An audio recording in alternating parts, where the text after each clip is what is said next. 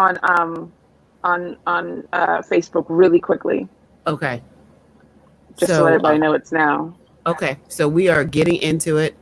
So, greetings, greetings, greetings, good people. Woo!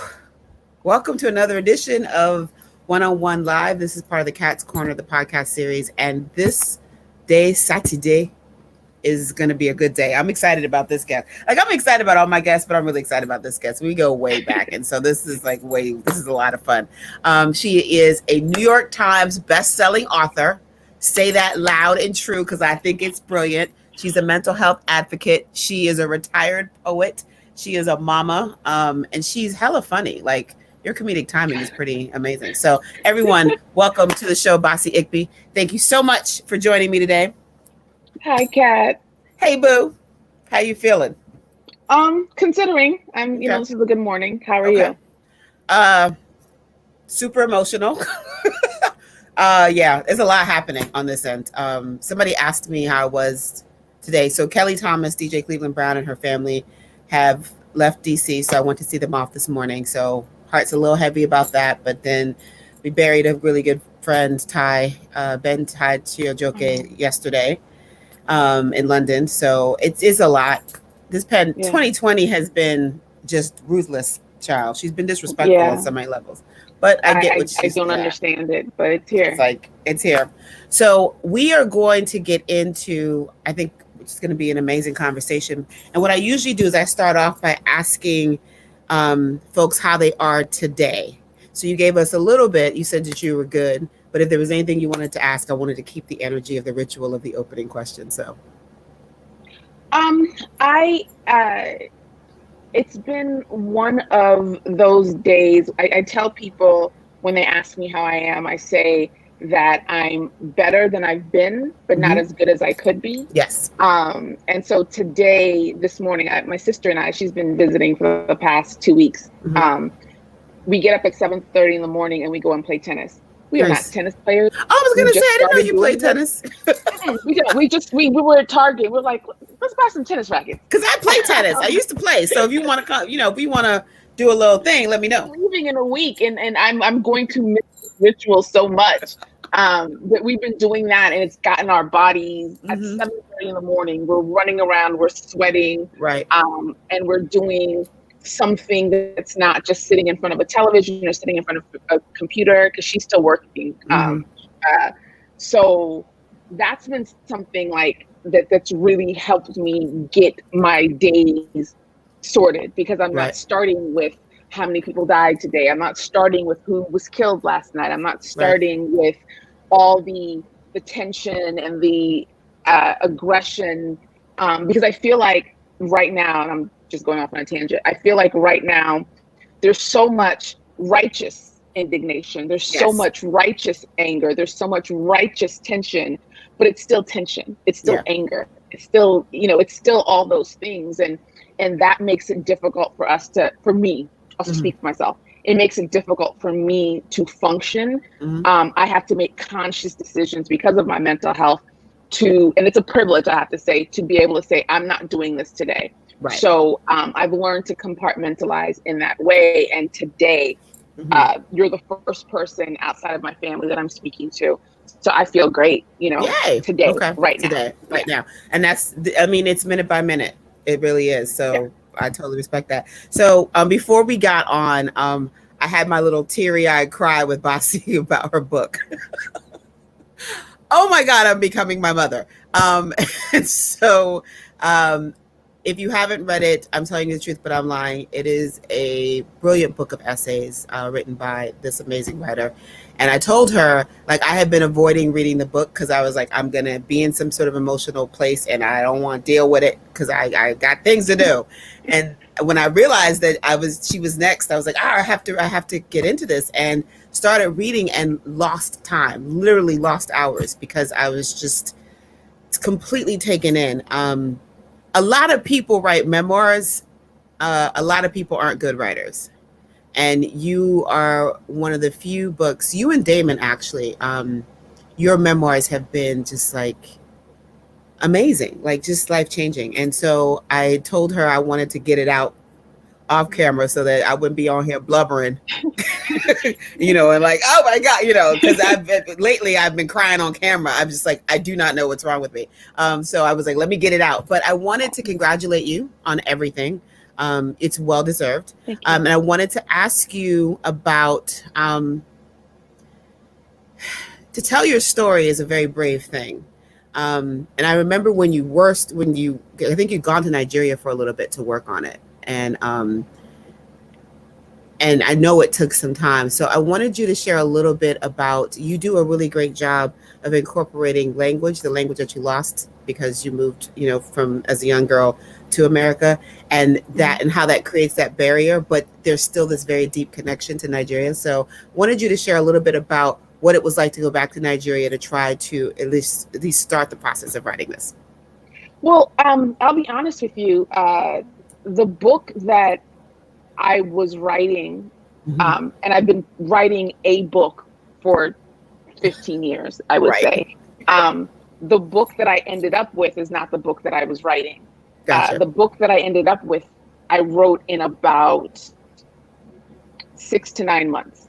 Well, no, that's not accurate. But the book in Nigeria was fiction as far as I'm concerned now. I was I was spending a lot of time trying to create my life as opposed to just talking about my life. I was concerned about what people would think. I was concerned about my family. I was concerned about all these different people. I was writing, editing, critiquing, reviewing the book before I even started writing it. Right. And so what I was doing in Nigeria was not writing. Right. And when I started 2016 was when I really started this book. But even then I was writing this like self-help, this is how I got here. Right. All the lies. Right. I was lying again, right. Right. But also in 2016, I was going through one of the worst depressive episodes of my life. And I was 100% certain that I wasn't going to make it out. I was 100% certain. Well, I can't say 100 because I'm here. So 95% certain. So it felt, again, like a lie that I was writing. How am I telling people, how well I'm doing and what it looks like to live this life and get through this when I wasn't able to do that, when I wasn't sure I was going to. And on the side, I was writing these letters and messages to my family and my friends and to myself, just trying to explain what it feels like. Because so much of it, I wanted people to understand how difficult it was, right? I've tried. Right. I've tried for X amount of years. This is why I can't try anymore. Right. I didn't want anyone to walk away. If anything happened to me, I didn't want anyone to walk away and say, we could have done something. Right. Or we should have said. And I was like, no, this is what happens in my mind. When you tell me just try and sleep, this is what's happening. This is why I can't sleep. When you tell me, whatever well-meaning things that people say to people who are living with depression, I can't because of these reasons. And I've tried all of these different things. But that was a side project. That was not the book. I was still trying to write this almost self-helpy, this is how I made it kind of book. Right. And then there was just a moment when I just couldn't lie to myself anymore. Right. And I realized that the book that I was writing was not the book that I wanted to read. And and you've known me for a long time. Yeah. I'm very much, if I won't buy it, then I don't want to sell it. Right. And to that point, I was like, what are you doing? And I was fortunate enough to have an editor who I could call and say, listen, this isn't working. I'm pushing myself to write this because I don't want to. And she just gave me a free carte blanche, just write what you need to write and I'll figure it out. And it so happened that what I was writing, she was like, okay, you figured it out. We'll just keep going here. So getting the permission to be able to write the way that I wanted to write and the way that it felt, because I wanted people to feel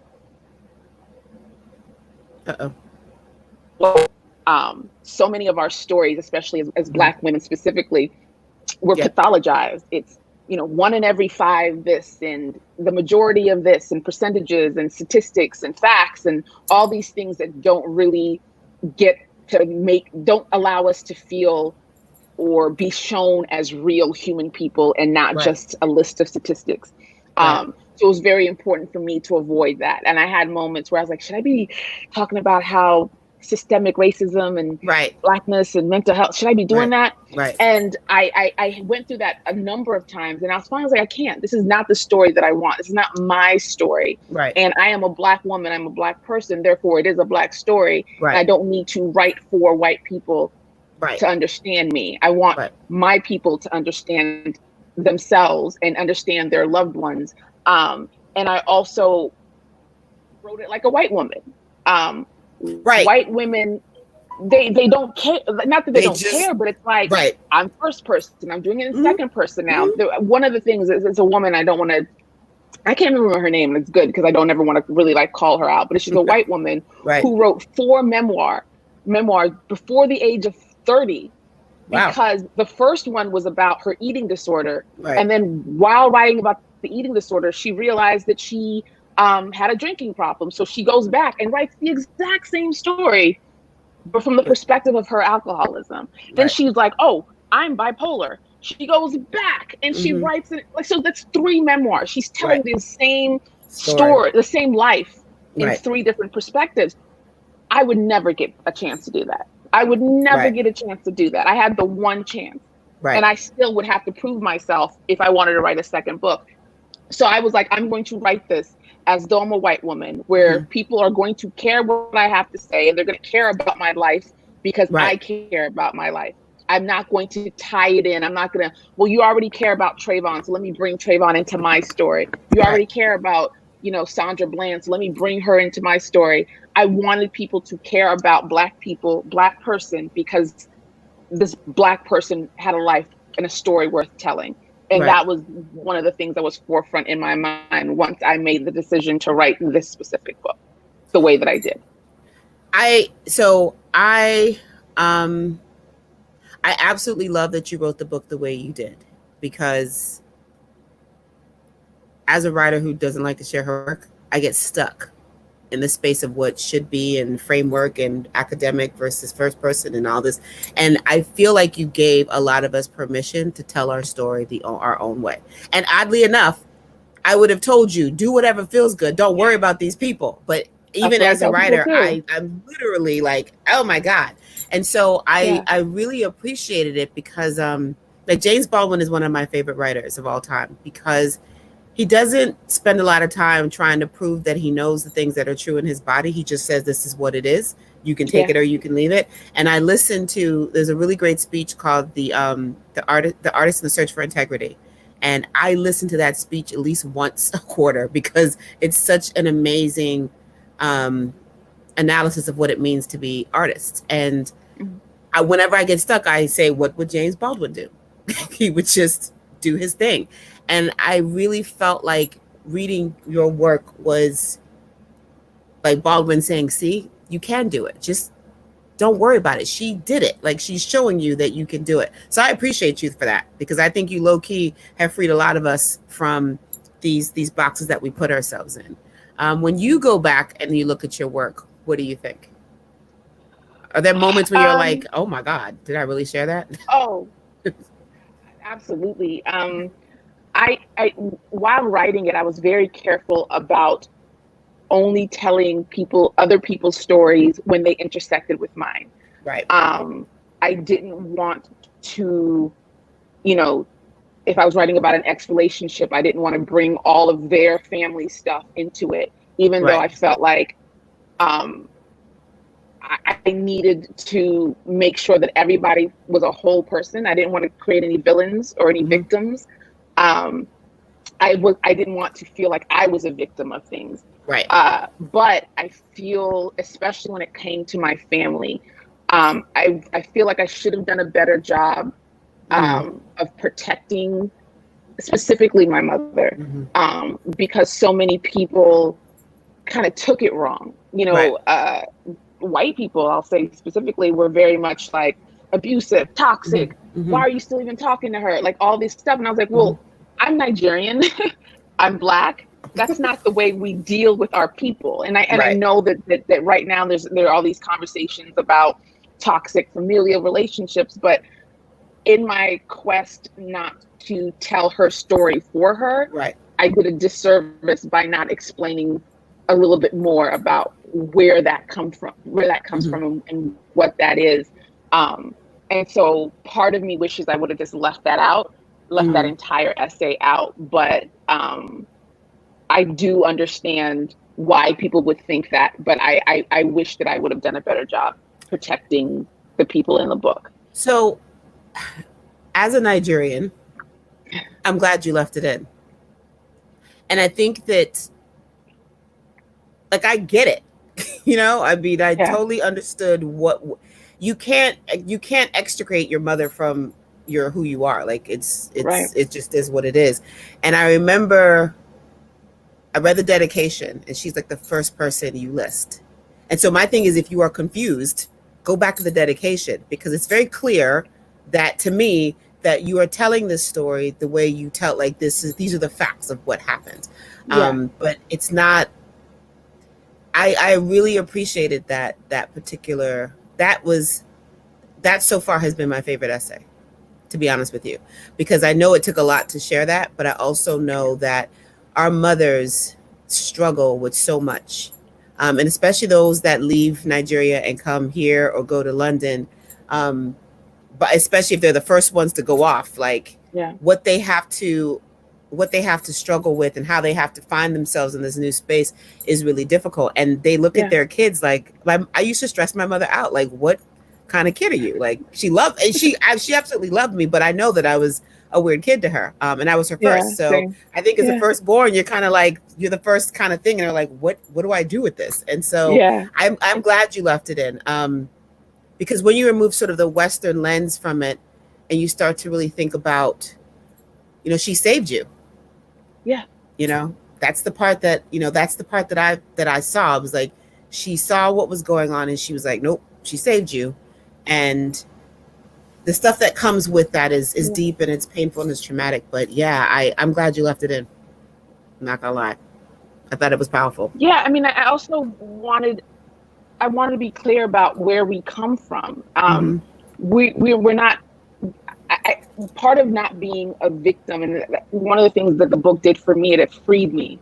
It freed me a lot, and it gave me permission to look at all that I've been through and say, I'm still here. And Right. I've never done that before, because you take each situation singularly, but if you Mm-hmm. string it all together and you see how many times you've risen, and how many times you worked your way up, and how many times you figured it out, that was empowering to me. That was something that I wasn't expecting. But Right. there's also a generational thing. When we think about our mothers, you think about, and that's another thing, like, people are very much about, from that Western lens, your father's an enabler. I was like, no, my father knew something, Right. and he was protecting his wife Right. and protecting his kids in a way that he knew how to. But there's a intergenerational trauma that our parents experienced that they didn't have the language for, and they Right. didn't have the tools, and they didn't have, we're very fortunate now to be on social media, and everyone has all these, like, academic words that we didn't study. Somebody else Right. studied them for us.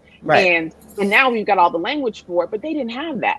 Right. Not only did they not have that language, they didn't have the English language. So on Right. top of that, there were different ways that they had to figure out how to make it work. And I was really, really, focused on making sure that people knew that these people came from somewhere. They didn't Right. just show up to fuck with me. Right. Right.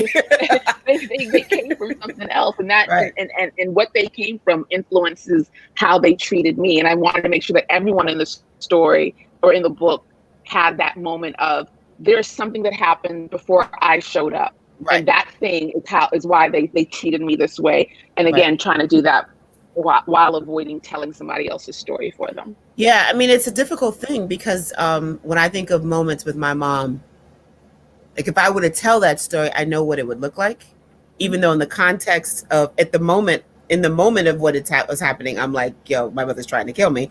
And once I step back from it and I see what's going on, Yeah. I see that I'm simply just a stone that she's trying to beat against because she's mad about something else, right?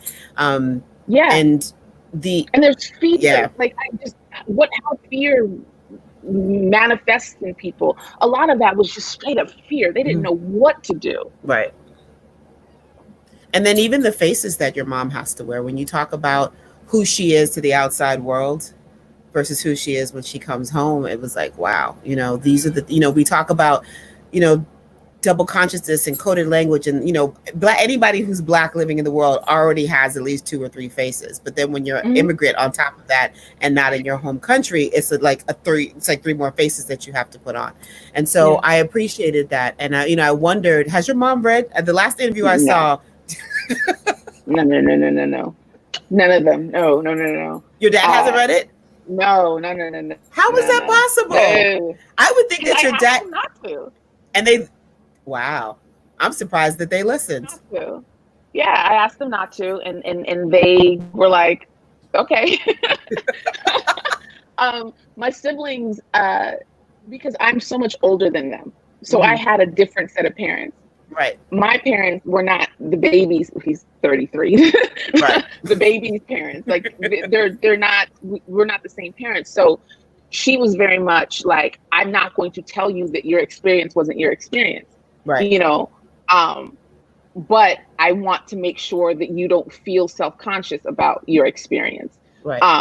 My mother she retired within this last 6 months, and when she was at work, her coworkers had read it and they were telling her that they loved it and it was great, blah, blah, blah. And she came to me, she was like, am I a bad mother because I haven't read your book? And I was like, no, you're a perfect, great, fantastic mother for not reading. Wow. So book. Her friends read your book. And do you think they filtered in the way that they talked about it? Yeah, I don't think they went into detail, because I would have heard about that. Right. I'm actually quite surprised that nobody said, let me talk to you. How did you treat your daughter this way? Or, with that Western lens and. Right. But the thing is that's one of the reasons why I feel like I did do my job. I feel like, because I was very, very conscious about editing towards kindness. Right. I think that so much of what explodes in memoir is because people are still with that energy. Like, right, this person did that thing to me. I still feel that thing, and I'm going to attack it as though it just happened, as opposed to write it the way that you want to write it, but then go back and edit towards kindness. I love my family. I had love for the people that I was writing about, and I had to keep that in the forefront of my mind. So many people will blow their entire worlds up, and we'll talk about it. We'll talk about it for that week, and then we move on, but they still live those lives. And so I'm very, if no one asks my advice, but I'm very be very clear that this book lasts forever. The attention goes away, the accolades go away, the reviews go away, but the book and what's in it lasts forever. So a year from now, are you going to be okay with how you exploded your life, blew it all up because you thought it was going to sell? That to me is something that people need to consider, the fact that there are other people who will look at your life and look at your words and make a determination based on what you gave them if you don't code it yourself, the words, the people in it, the stories, with an understanding and a kindness. So I edited towards kindness. So anyone who knows, it's not like I wrote oh, my mom is, this great humanitarian, who works against trafficking children and then came home and trafficked me. You know what I mean? It wasn't that. It wasn't that. It was just understanding or showing to the world that she carried something.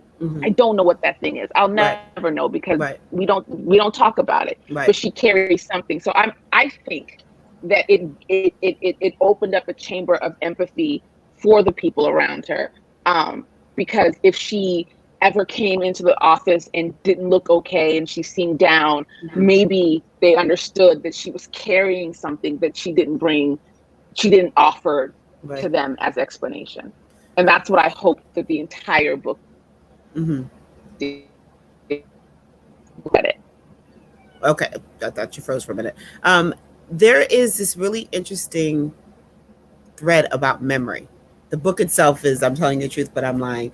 And there are parts where, and some of my favorite parts are where you say, it was on this day. No, it probably wasn't on this day. It might have been on this day. It could have been on this day. I don't know. But anyway, let's get on with the story. I love that. And I wonder, and I think because I know what you sound like, the entire book, when I'm reading it, I hear your voice. So like, it's like you're reading it to me. It's the most amazing thing. It's so much fun. But when we think about memory, what we remember, what we forget, and then what we know to be true, I wonder how you are processing this time that we're living in, like with so much happening. Like, are you creating markers so that you can remember things a certain way? I mean, now that you have sort of shown us how your memory works, how your brain works, are there things that you don't want to forget? And if so, like, how are you making sure that you keep track of that? I stay connected. As much as I don't go looking for the information, I know it's there, which is something different than I think the times that I was writing about. There was no social media really. Right. I mean, there was Friendster, but who was on Friendster? I was on Friendster. You was on Friendster. Yeah. So there was no real social media conversation. So I know that these things were happening. There's a cultural keepsake that's going on right now, that people are able to remind me of what's happening without me having to internalize what's happening. And that's the key difference. As far as my personal life goes, because I am currently the healthiest I've ever been in my entire life, my memory isn't as patchy, because I don't need to avoid anything. I don't need to forget all of November 2016 because it was so traumatic for me. I know that my memory works the way that it does. So I'm very, very careful about how I mark time. I don't use the same tools that I think most people do. I don't even know what that means. I just know that I remember, and it comes up in the book. I remember in feeling. I remember in emotion. I remember in senses, as opposed to just facts. I think that people think that facts are immovable, but I don't think so. I think that the way that we interpret what is factual is actually less accurate than expressing what we feel about a moment. Because if we think about what's happening now, as much as I understand the need to remove markers, if you replace those markers with other things, that tells the story. So in 20 years, when people are talking about this time, there's no proof really that the things that we changed existed. Right. So it's up to us to tell the story in the emotion of it as opposed to the facts of it. I'm not sure if that's clear. That makes sense to me. I get what you're saying. Yeah. Your brain is amazing. Yeah, because you said something, and I'm trying to see if I can hold on to that thread, but I think it's gone. You are a mental health advocate, and you are Nigerian, and we both know that there is no word for depression in any of our languages, and so we probably grew up hearing, depressed. What is that? You're not depressed. Jade, just get up, and you would be pushed off along to go do what you have to do, and you kind of reference that a lot in the book, just being so disconnected because your family can't, at least your mother, specifically your mother, I feel like she's like, what is wrong with my child sometimes in the way that you are responding. And there's an honesty that you have as a child that I didn't feel like I could have as a child. Like, there are moments that you talk about where you just say, I forgot. And I can't imagine as a child ever telling my mother that I forgot to do something I was supposed to do, or because I just feel like it would be a wrath. Like, I remember, I don't know, there was one story you were telling, the story you told about the food when you were actually in Nigeria, and how you would leave the food out and you would forget about it and you would just toss it because it is spoiled. Yeah. And you said, I could have lied and said that I ate it, but I didn't. I just told them what happened. Yeah. I never had that sense that I could be that honest with my parents or any of the adults in my life as a kid. And I was really fascinated by that. Like, you had this relationship with adults that I think was that belied your age. Like, I think there was something about them that allowed you to be like brutally honest in a way that I just didn't have. And I wondered if that was true for you, or am I just seeing something different? No, well, I was the firstborn. Right. And I was isolated from kids my age. So I was always around adults. Until we moved to Oklahoma, I was pretty much just around adults all the time. And I wasn't, in the book, I talk about not being raised by my parents. So my parents were just people. They weren't people that I was afraid of. They were just people. And I lived in my head. I've always lived in my head. I've always had stories, and I've always had conversations, and I've always had things going on that my parents found odd. I was an odd kid, not in any way that concerned them, just that they knew that I was absent-minded. So perfect example. I am the eldest daughter of Nigerian immigrants. I don't cook. See, I don't understand that. I've never understood, like, how did you get away with not knowing how to cook? Because I am crazy. I am. You never felt the fear when you realized you forgot to take the chicken out for the stew and your mom was going to be home in an hour? You never felt that fear? Definitely. Okay. Definitely. I felt that fear, but I didn't feel like I was responsible for cooking the chicken. Right. But it was part of my brand. It was my brand. I was absent-minded. Right. I had burned so many things because I was supposed to be watching, and I would just go off. I was reading. And that's another thing too. I'll go back to that. I was off in my head. I was reading. I was doing everything but what I was supposed to. So they were like, "Well, this one, like, we'll try." Right. We'll do the best that she. So I was irresponsible early. So they didn't put a lot of expectations on me. They're just kind of like, "Oh, she got a tattoo, I guess. She got that at college, right?" You know what I mean? Like, I wasn't shocking them because I was always just not doing whatever it is that I was supposed to be doing. But I was also very, to this day, I'm very self-aware. Right. And that self-awareness came early. Right. It came early to me. So there was no place for me to lie about certain things. And I did lie. Like, I definitely lied. Right. But what I did lie about was not the things that I had other lies to tell. I didn't have time to make up a lie about this thing that didn't seem important to me. Right. If I forgot something, I forgot, and they accepted it because I was forgetful as hell. Right. Like, there were times when I would just leave books and I'd come home. They're like, "Where is your coat? Where's your backpack?" I forgot it, and that was just part of the brand. Right. It was just part of the brand. And it I feel bad because my sister, who was right after me, I think she took on a lot of that. And because the other kids were so close to 2 years apart, whereas I was 6, 8, and 10 years apart, it was just like, good luck. We got 3 others. Right. He's right here. We go focus on. Yeah, I can dig it. Yeah, and that's pretty much what happened. Yeah, it's funny because I was quite absent-minded as well. My mother would send me. I'll never forget, I had this white coat and I had found a rainbow-colored pin in the shape of an R, and I was so excited. Okay, so look at this. This is my life right now. Okay. Oh, can you still see me? Because this is my life. Okay. All right. I don't know what's going on. My ring light just died, y'all. I'll figure it out. And I love this little white coat. And I went to the theater to try out for something, and I came back, and I think somebody stole it, and the white coat went missing.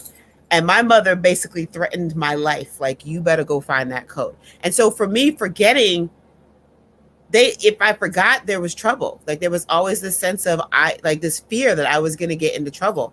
And so even though I think I was sort of absent-minded by just nature, because I was easily distracted as well, there were just so many other things that you could be doing. Like, I remember once burying a pot in the backyard because I had burned the rice so bad I couldn't scrape it off.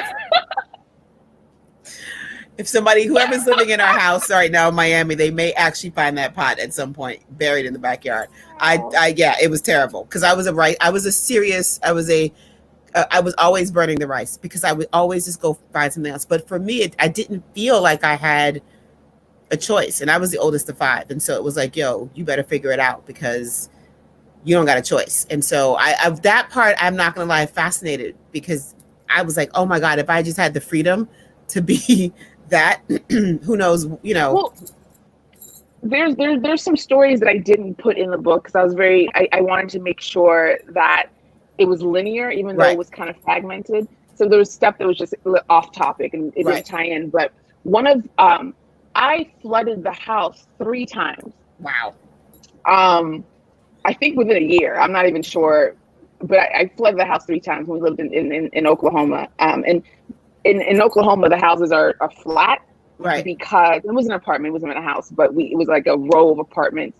But they were flat because of tornadoes and whatnot. So there were no stairs. So the first time, or one of the times, was I wanted to go swimming.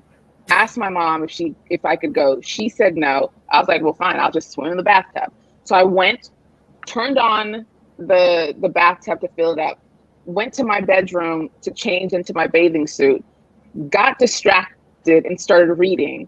Remembered that I was supposed to meet my friend. Went, out to go.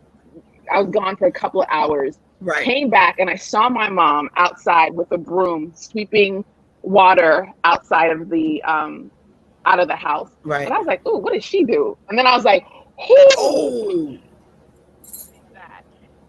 Because I was so like, "Mommy," and she was like, "What did I do?" So I caught them off guard, like, right. You know what I mean? And I didn't do it on purpose. They were just right.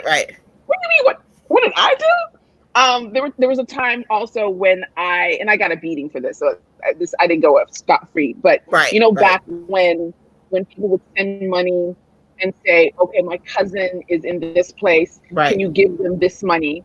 Right. So there was a $50 bill on my parents' dresser, and I had asked them for money for the ice cream man, the ice cream truck.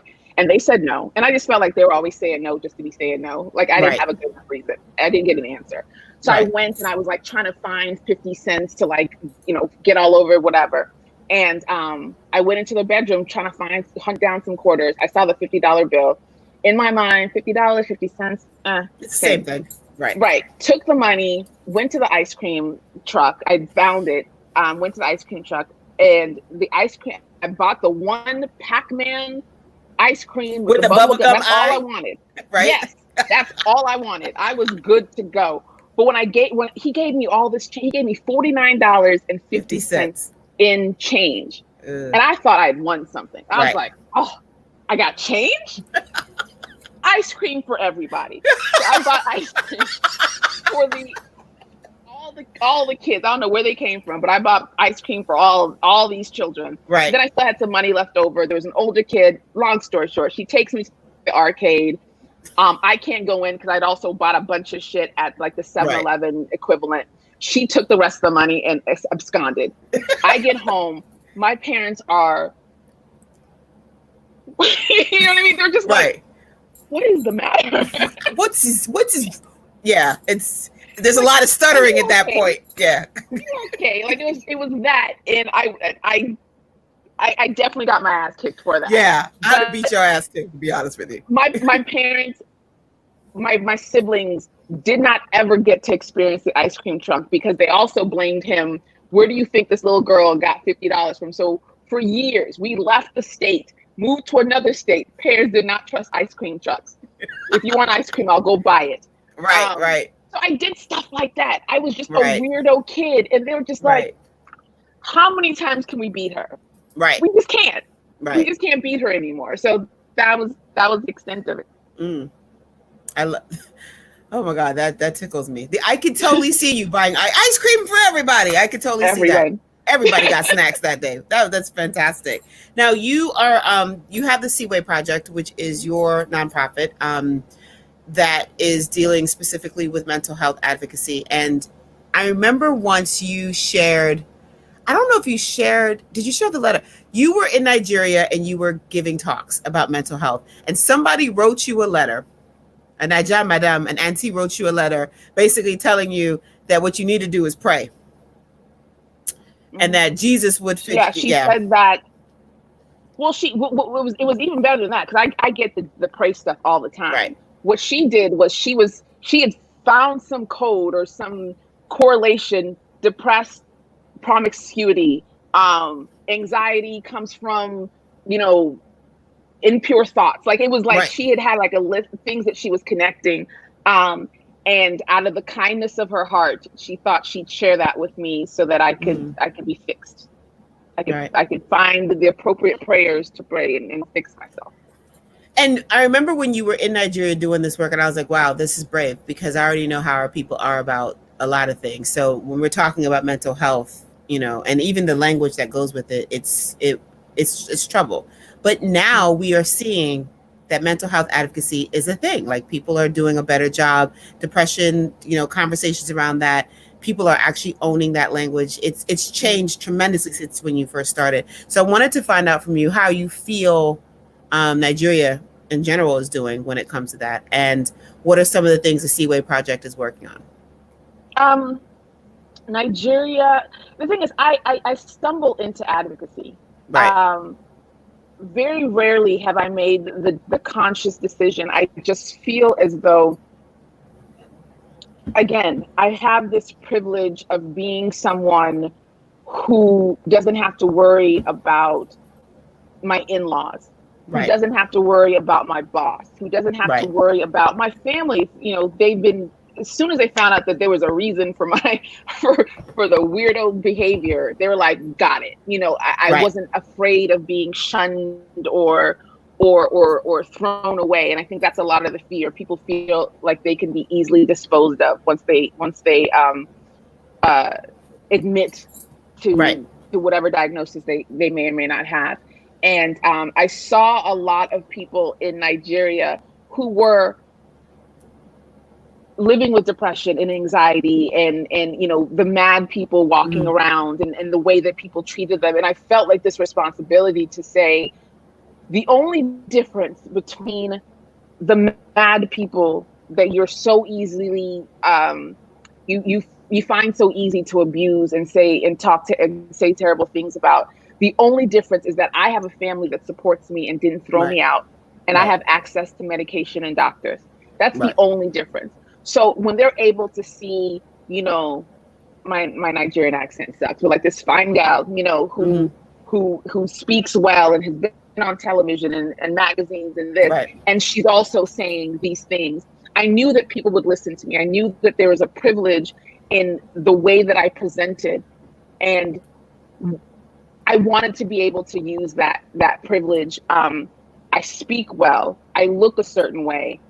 People envy the career that I had at that time, or I had at some point. And so knowing that I was able to vocalize and speak up, I was hoping that it would, and it did. It helped people see that mental illness doesn't look like what they think it does. And I've seen since then, again, because social media is amazing, people have taken that. And I'm not responsible for it. I'm not taking responsibility for it, but I've seen the conversation change in just 5 years. It's been 5 years since I was in Nigeria last. And I've seen the conversation change in just 5 years. You still have people who are, entrenched in Christian, in colonial Christianity, and they, are still struggling, but that's always going to be there. That's always going to be for something, whether it be LGBTQ, whether it be, mental health, or just women existing in the world without a man's permission. That's always going to be there. But I've definitely seen the change and the switch. And then the Seaway Project, you started that about 5 years ago, right? Or is it longer than that? It's been 8 years. 8 years. And it's been 8 years. You have something coming up called No Shame Day. Yes, July 13th. The second Monday in July every year is an initiative that we call called No Shame Day. And July is BIPOC, BIPOC which mental health is awareness.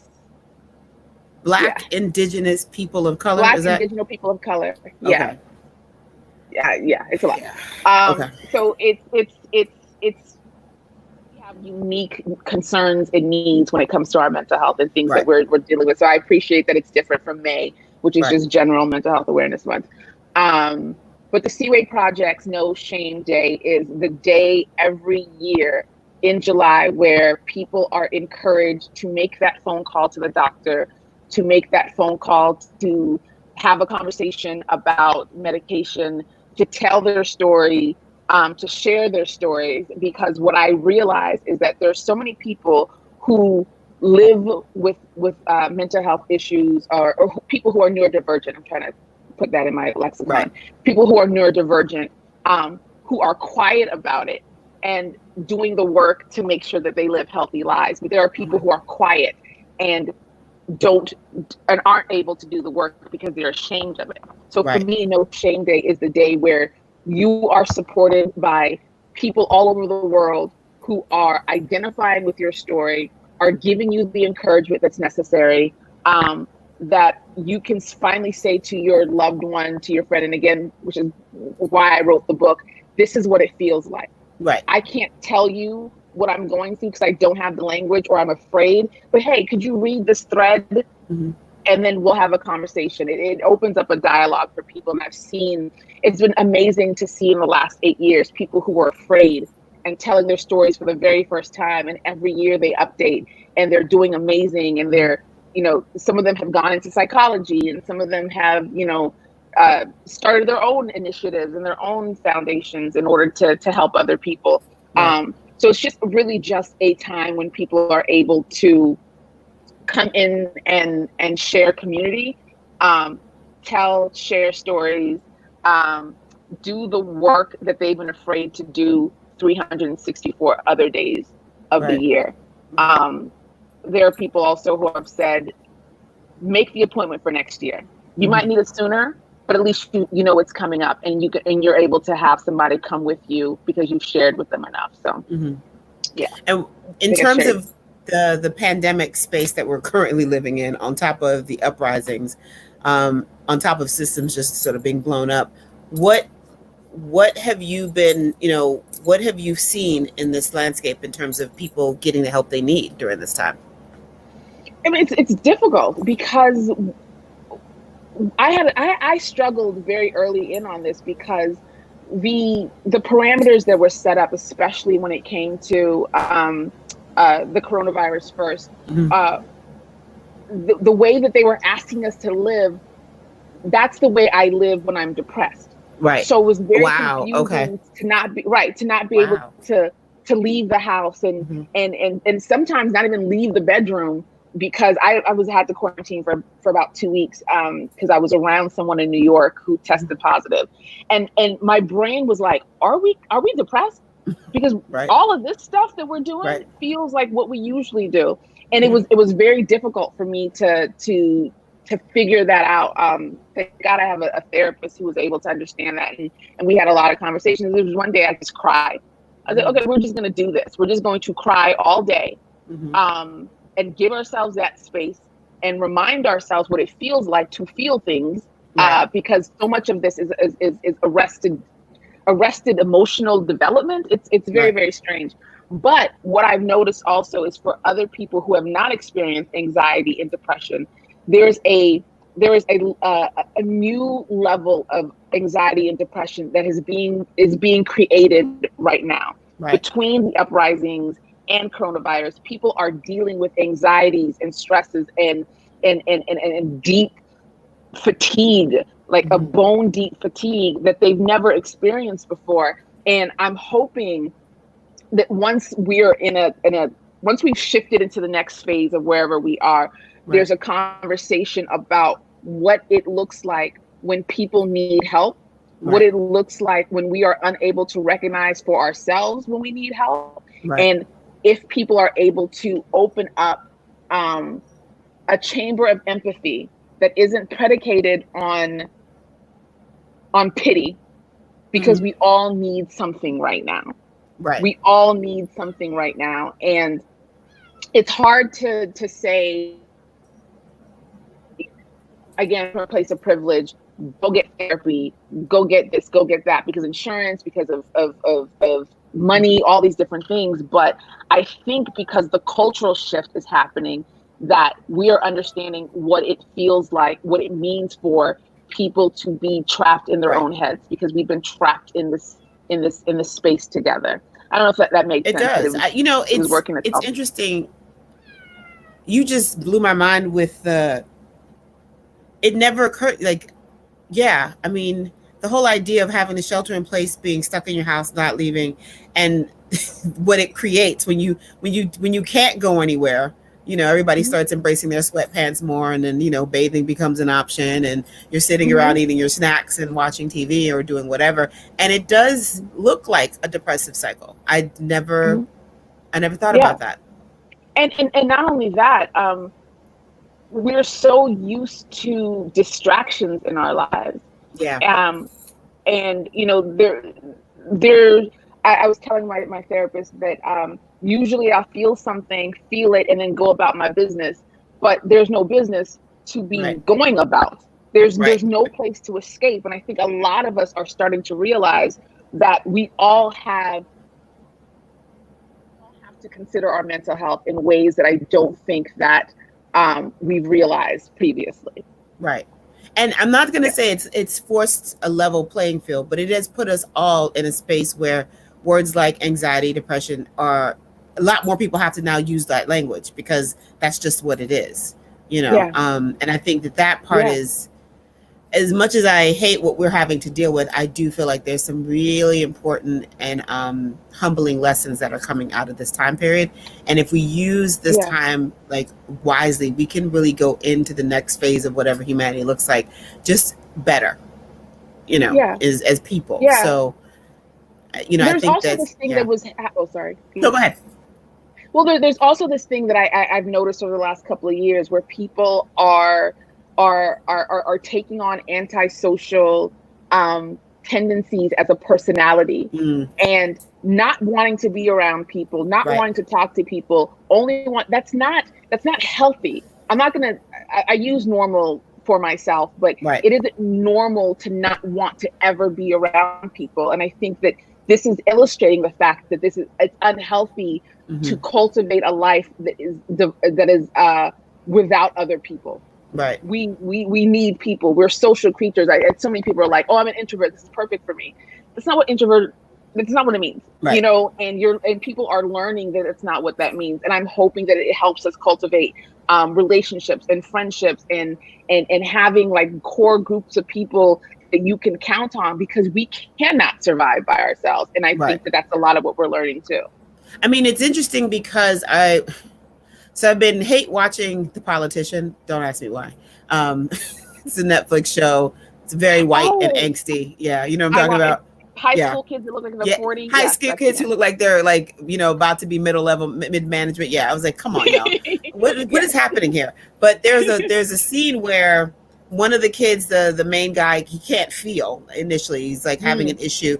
And his mother, Gwyneth Paltrow, plays this character so well, because I think this is actually her in real life.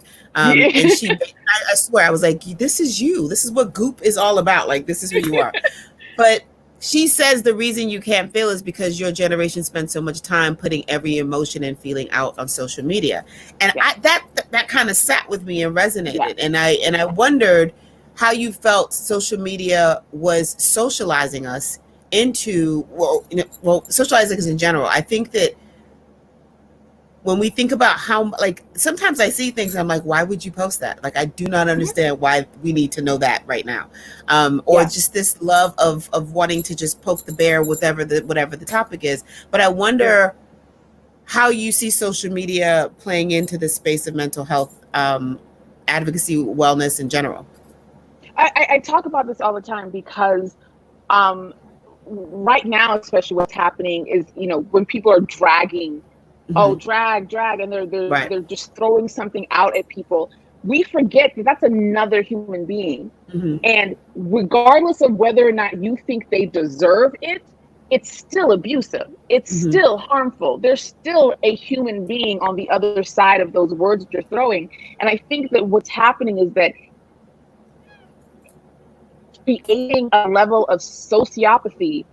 I call it artificial sociopaths are being created, because you're having to say and do things and feel nothing, feel no empathy, feel no regard for the other person, because you've just determined that that person isn't a real person. That person is a collection of things they've done and not who they actually are.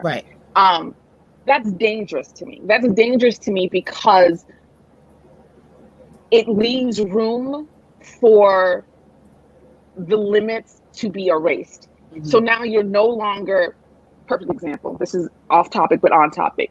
The way that actors on Insecure say that people walk up to them in real life and start yelling, cuss them out. Cuss them out. The guy who played Lawrence said that somebody actually hit him, slapped him at an airport because of Lawrence.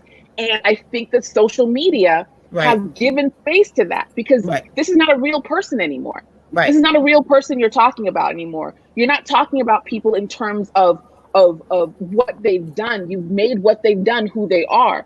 And once you do that, you give yourself complete permission not to treat them like a human being. And that's dangerous. There's that. Number two, there is an oversharing that occurs. I know when I was on social media and oversharing, I was in a manic state. I was hypomanic. I had too much in my head and I was just putting it out there. That's not safe to do, because you're assuming that the information you put out there is protected, and it is not. I don't care how much people say to you, oh, it's a safe space. Oh, I'll protect this. Oh, just let it out.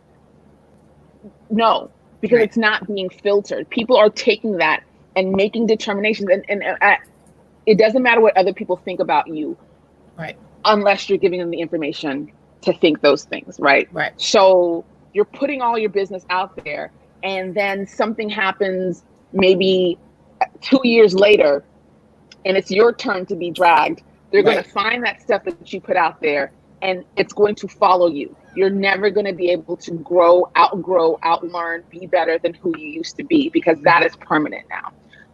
On top of that, people also get kind of addicted to sharing and get addicted to the serotonin fix that comes from, I'm so sorry that happened to you. I'm so sorry that happened to you. I'm so sorry that, and that becomes what you're craving. And it doesn't really do. And once people say that, they move on with their lives. And you don't have any tools to help you navigate the experience you just created for yourself. That's what I find dangerous. I find all of this just not safe for people.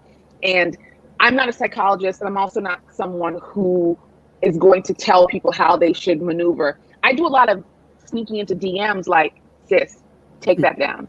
No one needs to know that information.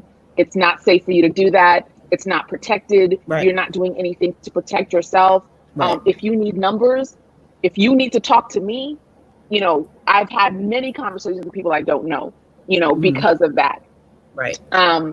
But then I've done that and have people respond with something that is more about narcissism, which is more about centering themselves because they need that attention, and that's also something that is, when people say, oh, so-and-so is just doing it for attention. If you're doing something just for attention, that's a problem too.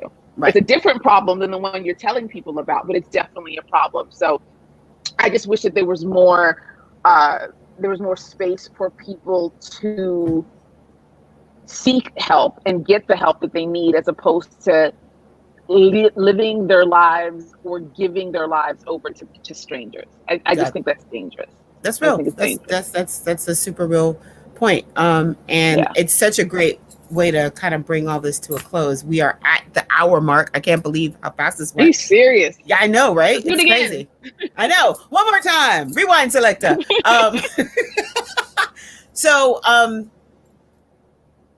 What can we do to support No Shame Day? Like, what are some of the things folks can do to help support, push out? Like, what do we do?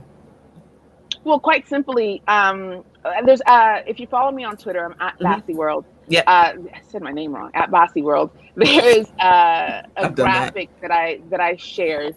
One of them, it just says "No Shame Day," and I put this top of it to let people know that it's coming up. Okay. We're working on something more shareable.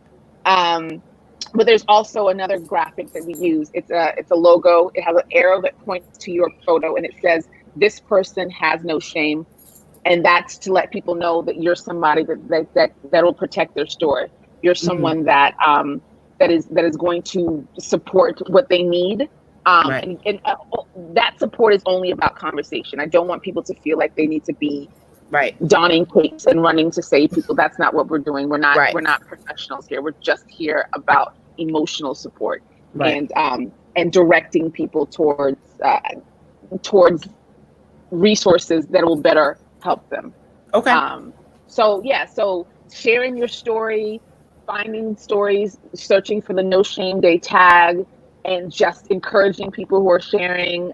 If there's something you can do to help, as far as, again, providing resources, do that.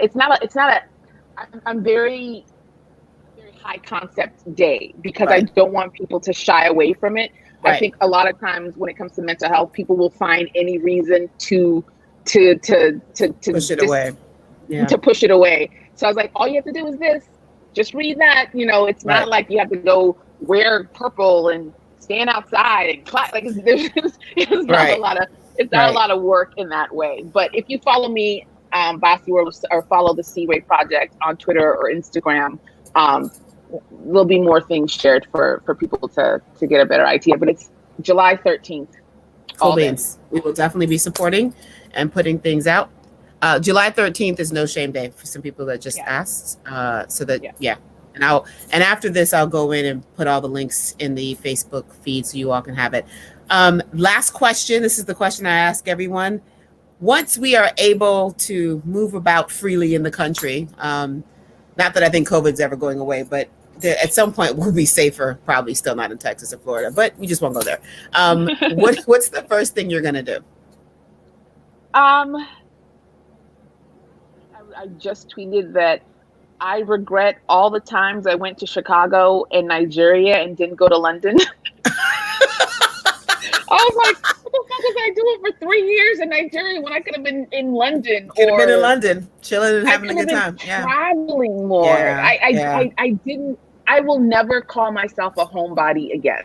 Okay. I'm not a homebody. I like to go places, and I am going to go to those places. So I'm gonna travel. I'm going to travel. And the thing is, I traveled so much on tour and stuff, and I think I developed in my mind that travel was just work, and I'm going to travel for leisure. I've never had a vacation that wasn't attached to work in some way. So I'm going to just travel purely for pleasure. Okay. I love that. I love a good, get out there, get on a plane and go somewhere. So I fully support that. You do. Yes. And if I could leave this dumpster fire right now, I totally would. Oh my God. Yeah. Man, I was like, maybe I could escape somewhere. But everybody's like, if you come from America, you got a 2-week quarantine. I'm like, that blue passport that we were all like craving. That we thought was so fire. Nope, it's trash. American exceptionalism is dead. Yes. We are no longer that girl. Which means everyone needs to get another passport. We need backups. Period. Okay. Thank you so much. No, before we go. Yes. Before we go, I need to say something. Okay, go for it. Yeah, go for it. I just want to, I've known you for 13 years. It's been that long. Yeah, because the boy is 13. Yeah, that's true. Yep. Yeah, he's 13. And you have, what I've seen you do over the last decade with Little So-So Productions, I know where you started.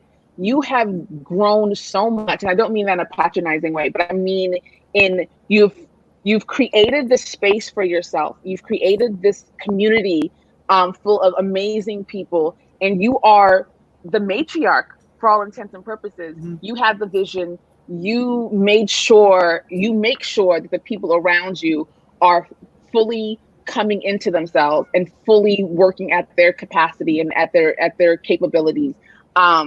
You're one of the most dynamic human beings I know. You're one of the most amazing women I know. Your heart, your kindness, your sincerity, your drive, Even just this, you're an amazing interviewer. I feel like there's nothing that you cannot do.